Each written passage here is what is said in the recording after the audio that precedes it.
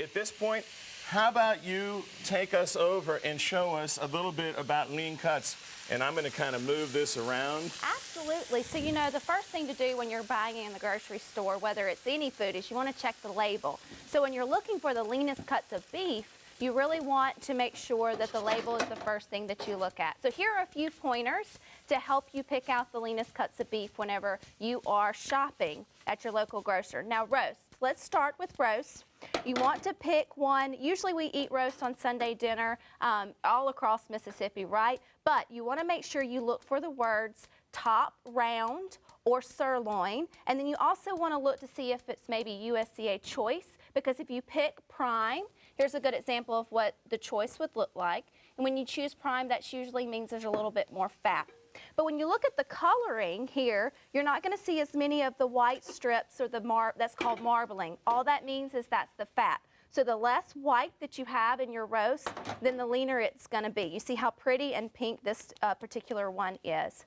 Now, when you're going for steaks, and who doesn't want a steak on a Friday or Saturday night and you fire up the grill for your family?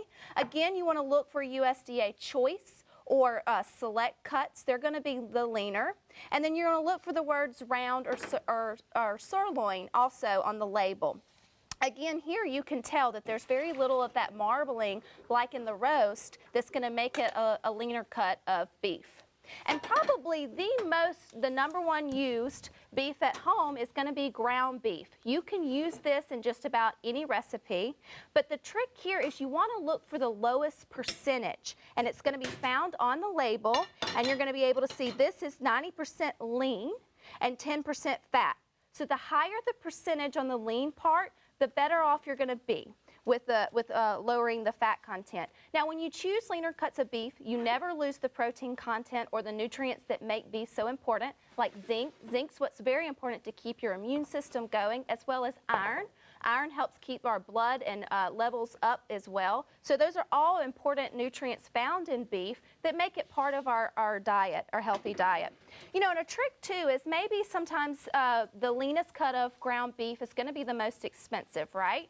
So if you have to buy the fattier cuts or the fattier ground beef, you will ground it as normal, get you a colander, put it in the colander, rinse it with really warm water, watch all the grease and fat drain down your drain, and then put it back into your dish and continue to cook. And you're going to be able to save lots of fat grams and lower your cholesterol content with just that easy tip.